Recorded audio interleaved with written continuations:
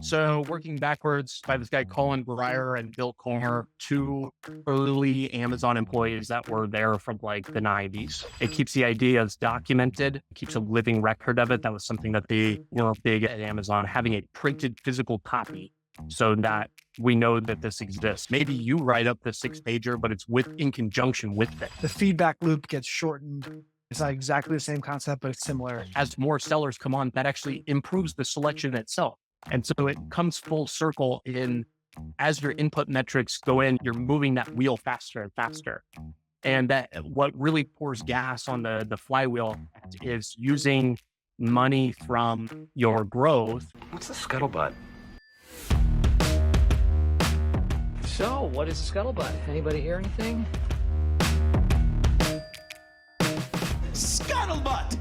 The definition of that word is a rumor or gossip. Hello and welcome to the Scuttlebutt Podcast. I'm your host, Brock Briggs, and this is the show for veteran entrepreneurs, CEOs, and business operators looking to talk shop.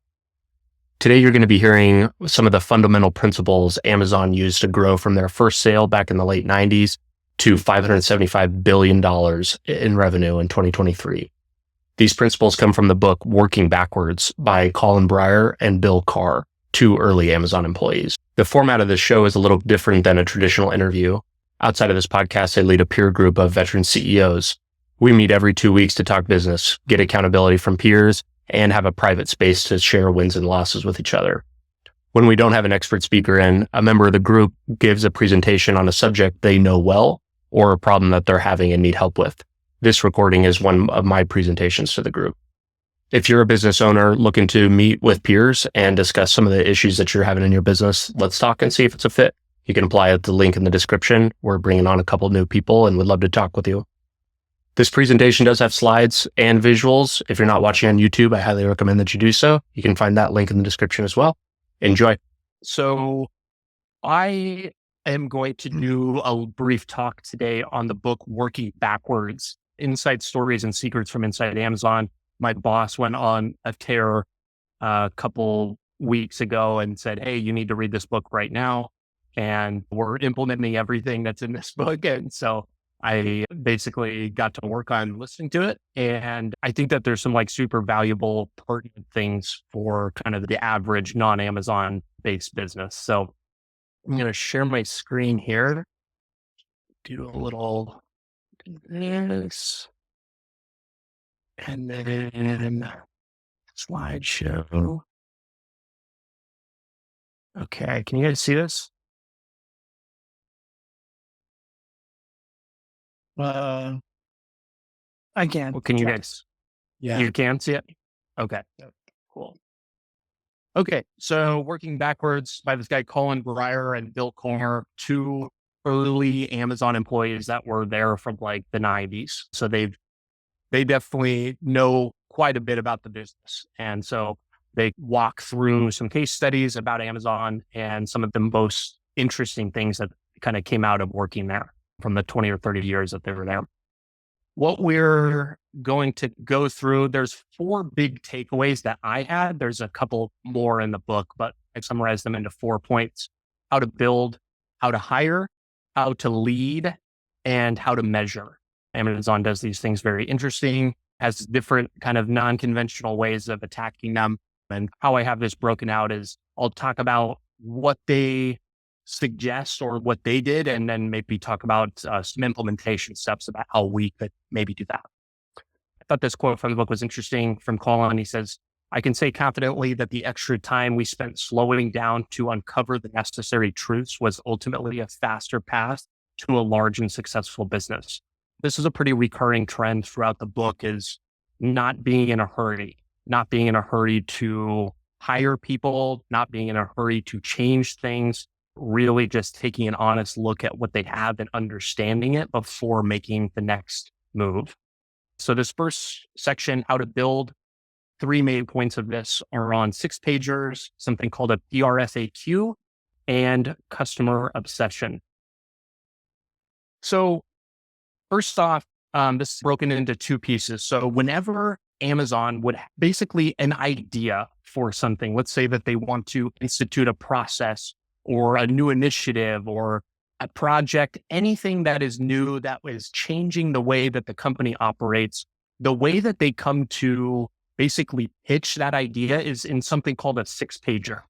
A 6-pager is basically up to 6 pages of documents where the first page is a summary and the rest of the pages are just an outline about everything about that specific initiative, everything from how it gets executed, the timeline, the resources, everything that you could ever want to know about executing on that could be articulated in that 6 pages. And that limit was very strict. The reason that this came about was because PowerPoints suck.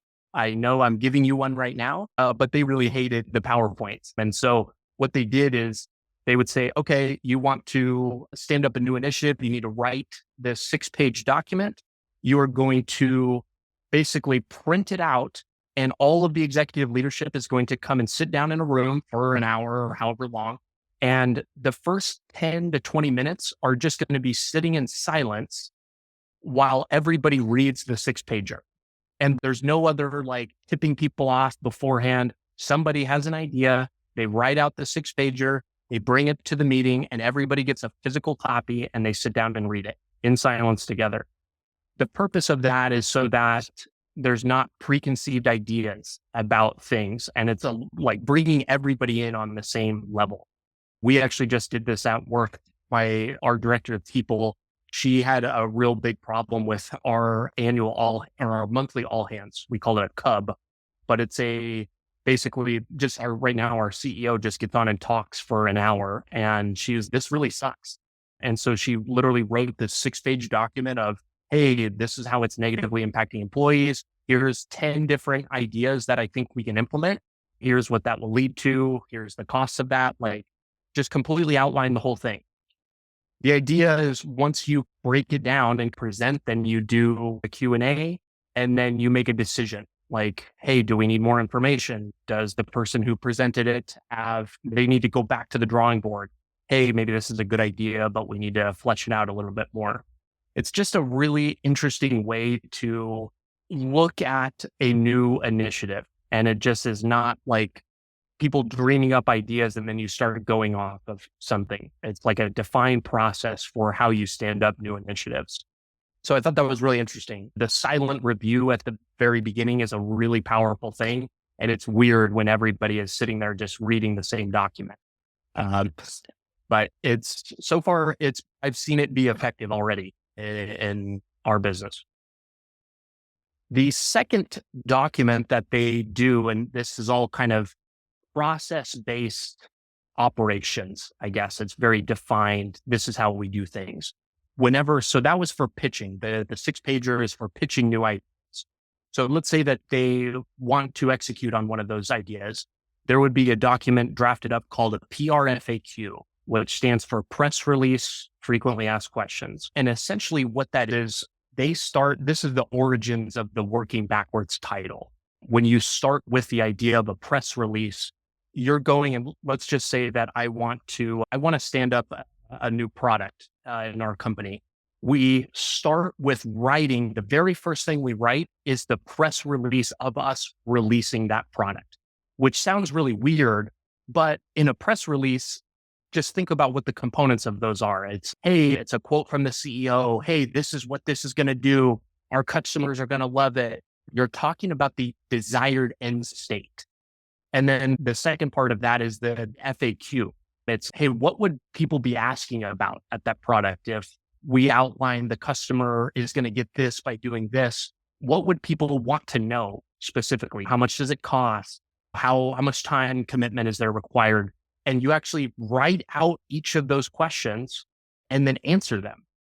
And so the purpose of this is like, it forces you to think about what problem you're actually solving for the customer. It is super easy to like, hey, I think that we should do this without any idea of what problem is actually being solved.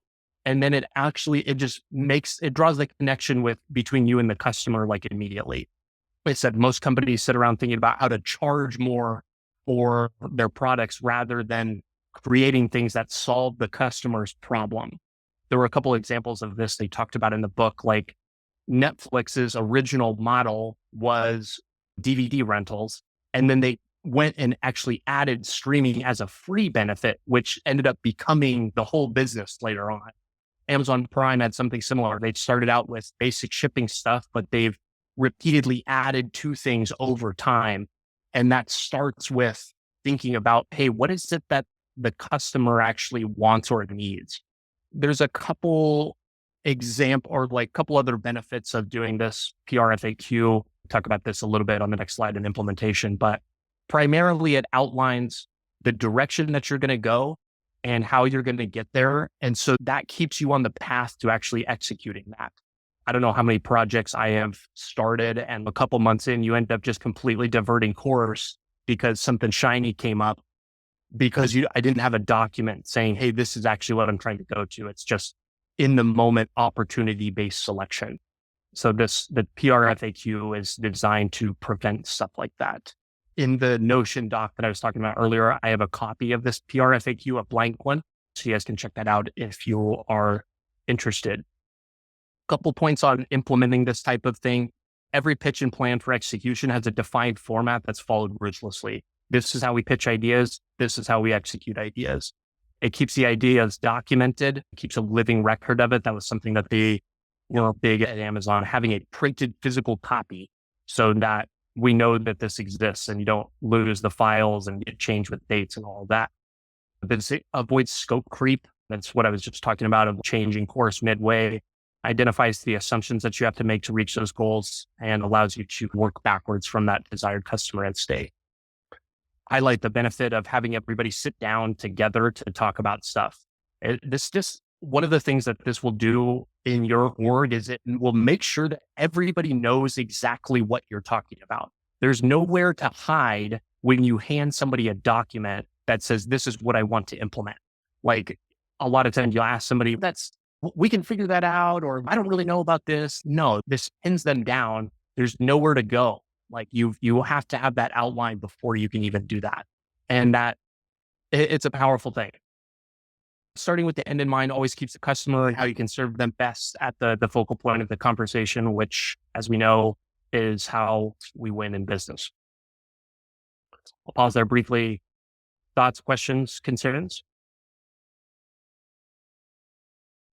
I like that. I always think when I talk to my team about things we want to implement, I'm like, I want to do this. I don't think about what does it look like when we're finished. I work backwards. I like the way of thinking about it. I do think about it. Like, what do I want the end state to be? Less friction. I want this automation's done, but we don't like approach the, no, nobody ever approaches the problem this way. It's in my organization. Yeah.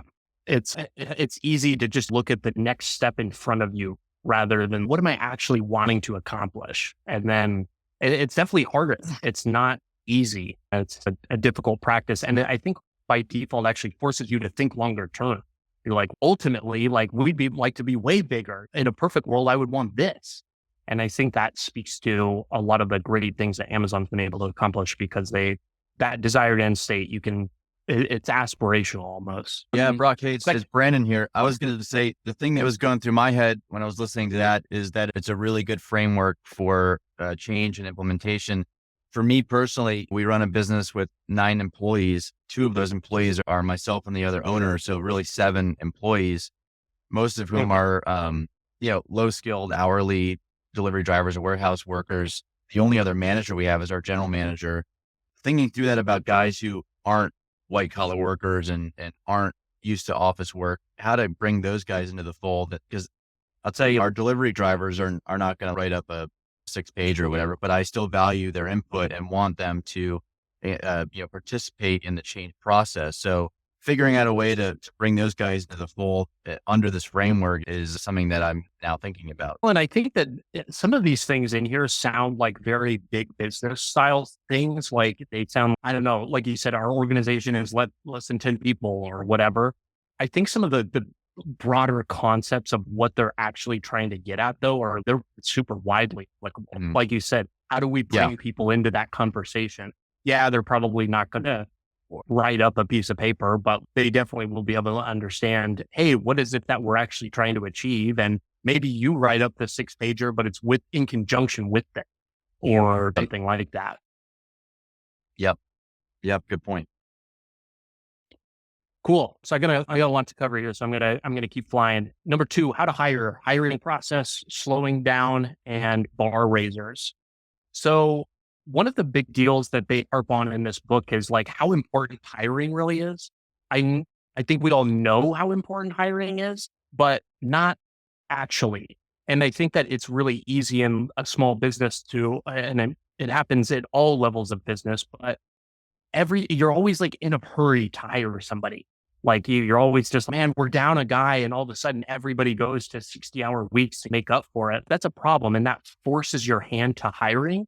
And that's just, it's the worst thing that you can do. I'm going to come back to that here in just a second, but one of the things that they talk about in the hiring process is that when you have somebody that doesn't work out, very often it is a reflection of bad process and not actually the individual's failure to accomplish the job. Like they very much take the viewpoint that when you're choosing to hire them, that means that you are the one that's in the know about what it takes to be successful in that role. And if you're not don't have that well defined or aren't good at sussing out why the person actually meets those requirements, that's a you and a business problem. That has nothing to do with the individual. Job descriptions and what it takes to actually achieve that, like really thinking about that this goes way beyond job descriptions. That's just the tip of the iceberg in terms of determining what it takes to hire somebody. They really looked at a lot of other things. What are the character traits, qualities? What does this person do in their free time? And kind of building out a persona of what the perfect person might look like. And I don't think that necessarily you always have to find somebody that meets 100% of them. Like, hey, this person doesn't have this hobby, but going beyond just, hey, does this person loosely match this job description? There's got to be more thought into it than that. And the reason why that's such an important thing to think about is that when you're hiring, you have the potential to compound a problem. Like compounding is something that we want in a good way. Making a bad hire is a negative compounding. The time wasted in interviewing, especially if you've got multiple managers, your time is worth hundreds of dollars an hour. You've got multiple managers that are spending hours interviewing them and testing them. You're wasting that time by making a bad hire. And so urgency is not really an excuse to make bad hires in that way. One of the other things that they implemented in their hiring sessions that I thought were really interesting is that they have this concept called bar raisers. And so when you think about what your company stands for, there's probably some character traits that really embody hey, we want to be self-starters. We want to be customer empathetic. Like you have this list probably of things that you want to embody.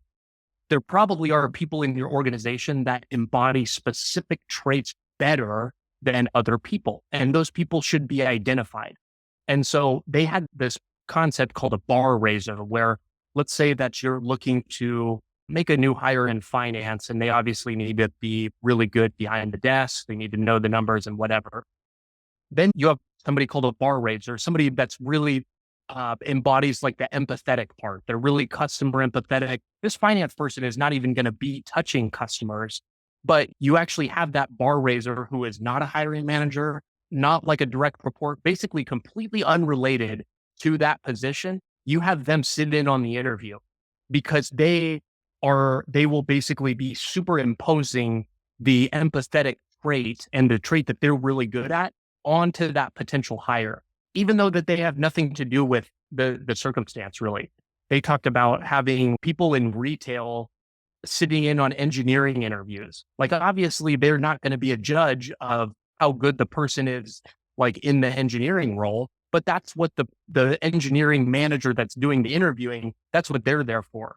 Bringing in a third party that's objective and able to just sit in on it and ask additional questions, you can raise the quality across the board just by bringing in that third party. So in terms of implementation, there are a couple of things that I thought Every hiring and firing event is an opportunity to improve the process. If the person you hired didn't work out, something about the screening or selection ought to probably change. Firing can be a result of not hiring well. And then look for bar raisers or kind of third parties that embody specific traits that you think are good to bring into the process. Slowing down, easy to rush to fill positions. We're all in a hurry, but hiring the wrong person is a compound mistake. And Amazon talks about one-way doors and two-way doors a lot. Two-way doors just meaning a reversible decision. One way, it's not reversible. You can fire them, but you don't get the time back. The last thing, don't stop at the job description. What does that person's long-term success in that role or company look like? And what are the attributes that type of person has? Thoughts, questions, concerns on hiring? I did, I did an internship at Amazon when I was leaving the Navy. I mentioned it before, but I don't think you have. No. Yeah.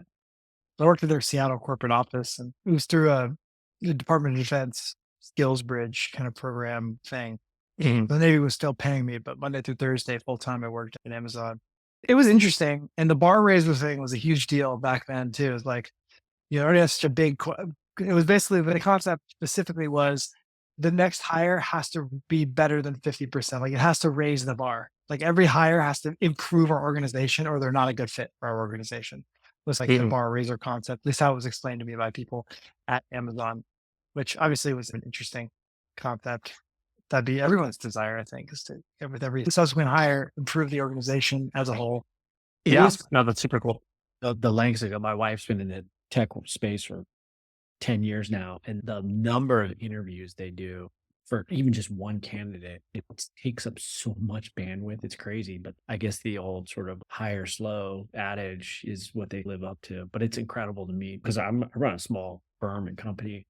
And she'll do 6, 7, 8 interviews with one person. And it's just, it's crazy. But I think that they're like, we got to get it right. And we need to get eyes on this person literally 6, 7, 8 times until we're comfortable. It's crazy to me and foreign to me, but I guess it works for them. Yeah. Yeah, it's wild. Must be something to it. A lot of wasted dollars in hiring the wrong person. A lot of can you imagine you're like, hey, it's on your calendar. You're like a mid-level manager and you're like, hey, so this week you're interviewing like 3 or 4 people. Okay. We're like, where are they at the cycle? Oh, you're the 6th person interviewing them. It's okay. Wonderful. Feedback on them. I'm number 6, but whatever. Yeah. And it's just like a total collateral duty. Right. One more thing to be doing.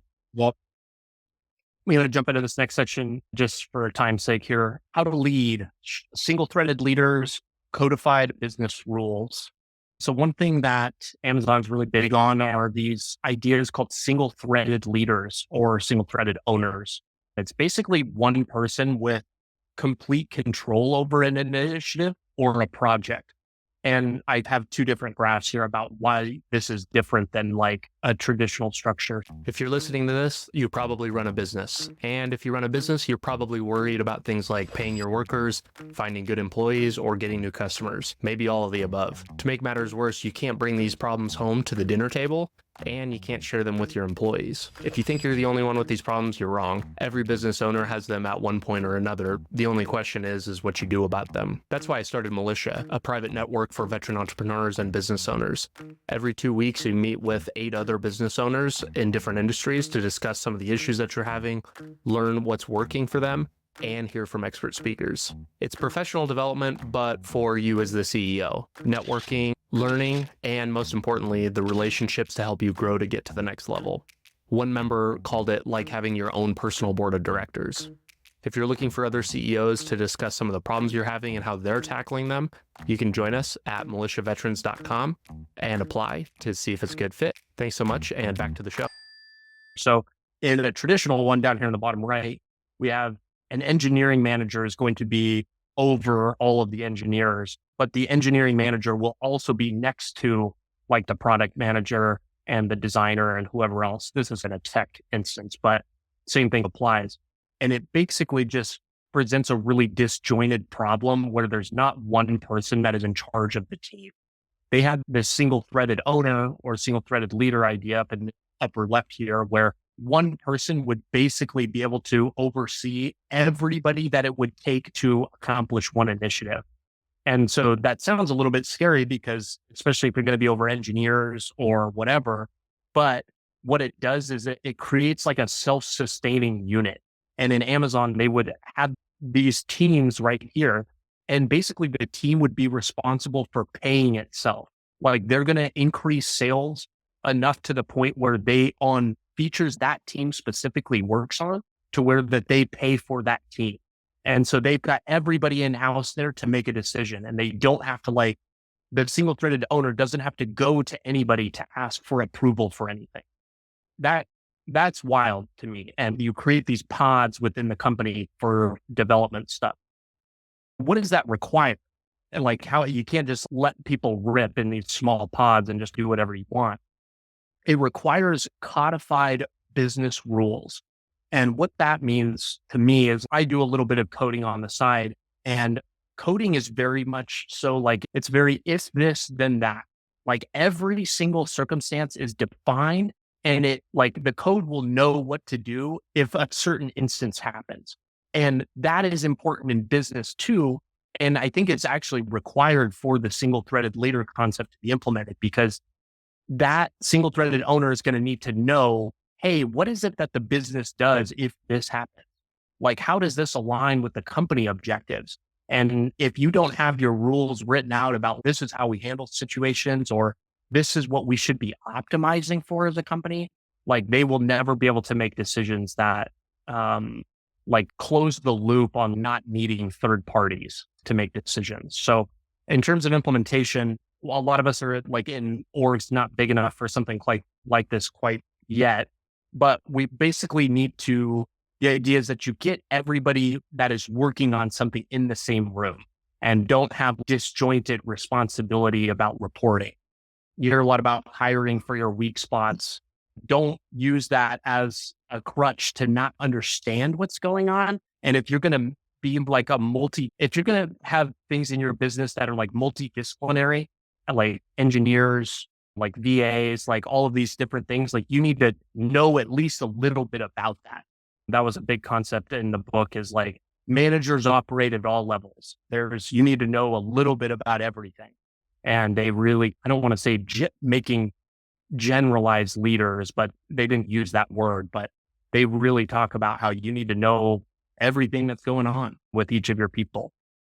And the last piece there is just codifying your business rules. The only way people can have autonomy to handle situations without asking you or someone else is to write down process flows and explain what is to be done in different scenarios. Even in the abstract, we always prioritize shipping speed over everything. That is something that a single threaded leader will be able to look at and be like, if I'm in a situation where there's two ways I can go, one is prioritize shipping speed and one is not, I know what one to pick. And those established rules or guidelines for how the business operates are critical for empowering managers and these single threaded leaders. I know we're at time here. If you guys got to bounce, you can. I'm going to finish this up just so I've got the recording and can get that out to everybody. But thoughts, questions, concerns on that? Did you finish reading the Elon Musk biography? No, I got about halfway through. Why?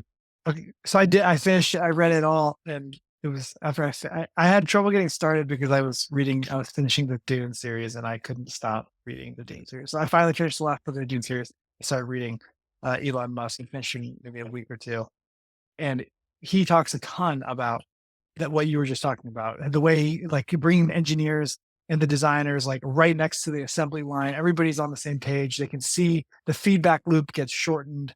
It's not exactly the same concept, but it's similar to the kind of the unit that you were talking about. Yeah. When you have multi-department things like that, where you have to go and ask people, it just slows down development. You physically can't move forward until this one person signs it off and, oh, they're on vacation and, oh, they're this. No, bring that in-house, make smaller units. They called those in the book 2 pizza teams shouldn't be any bigger than what you could feed with 2 pizzas. And that's not totally relevant for some of the businesses of our size here, but it's something to think about in terms of who it actually takes to accomplish something when you're working on a project.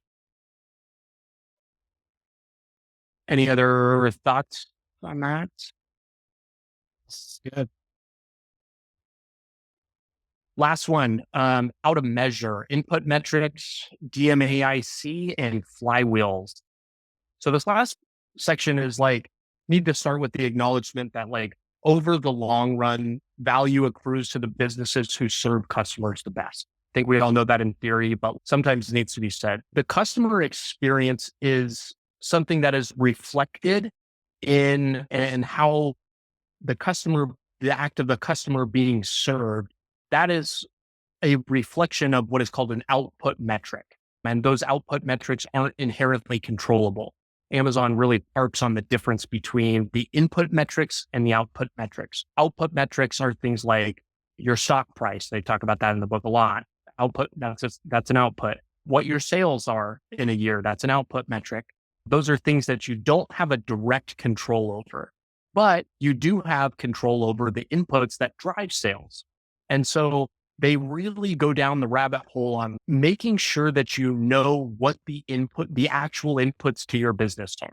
And I'm going to walk through the way to get to what those input metrics are, but you need to basically get to the point where I know that if I pull this lever, then this other thing will happen.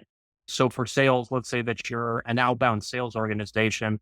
If I do 100 calls and that leads to $100,000 in business, I know that if I do 200 calls, and I should theoretically double, I should go to 200,000. So that's the input, and the input there is how many calls that you're actually making, not the sale. So they want you to get to the point of knowing where the specific action that you take, we know that it will lead to X result. So how do you do that? You need to start with a hypothesis in like a scientific method style thing. We have a theory about if we do this, then this other thing will happen. So like in the sales example, we have a theory that if we make more calls, then we will make more money. So that's where the DMAIC comes in.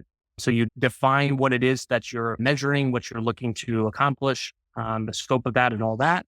You make the measurements, you collect data, create metrics around that, and analyze that over time. And that rolls right into the next step. You improve it. Say, hey, maybe we need to tweak this. This measurement isn't that great.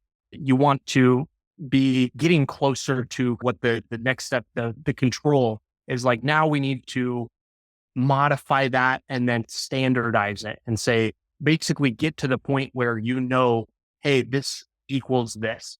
And they really harp on the idea of the iterating through this process. So they gave this one example in the book where they thought that we need to create more detail pages on the Prime. Like when you log into the Amazon Prime, there's all these items that you could buy. They have these things called detail pages, which just explains the details of the product. They thought that if we create more detail pages, we'll get more sales. So they went through this DMAIC process and they found out that they created a bunch of detail pages but sales didn't increase. And so they said, okay. So they modified it and said, okay, maybe it's detail pages for items that are in stock. Okay. So that's like maybe a closer thing to what the customer might want. And it turned out it took 6 different iterations, but what they ended up getting to was the point that they needed more detail pages, but it was only for items that were in stock that they could ship within 2 days. And they had a certain threshold of like reviews. Like there was a general level of satisfaction that like it exceeded, like it was 4 stars or whatever it was.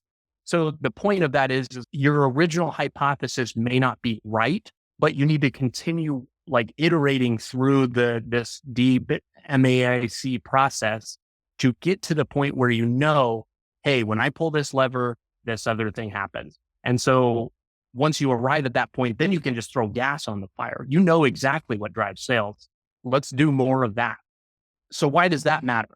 Obviously, you want to know the inputs, but what is the point of iterating to the point of getting to the inputs? It's to create something called a flywheel. flywheel is a very popular hip term and everybody wants a flywheel because that's cool, but they exist. And like thinking of a flywheel and in like a watering or like a well situation, it's a big wheel that like once you start turning, it's like from a static hold, it's very difficult to push.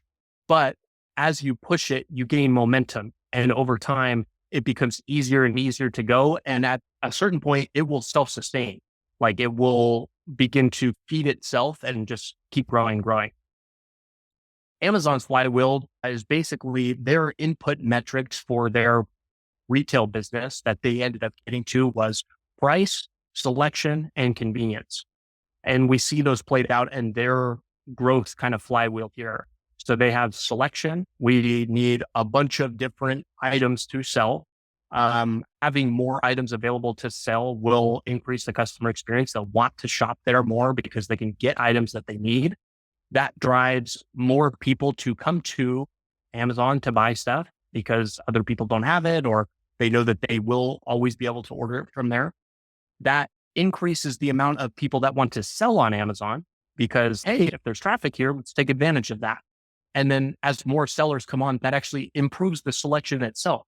And so it comes full circle as your input metrics go in, you're moving that wheel faster and faster.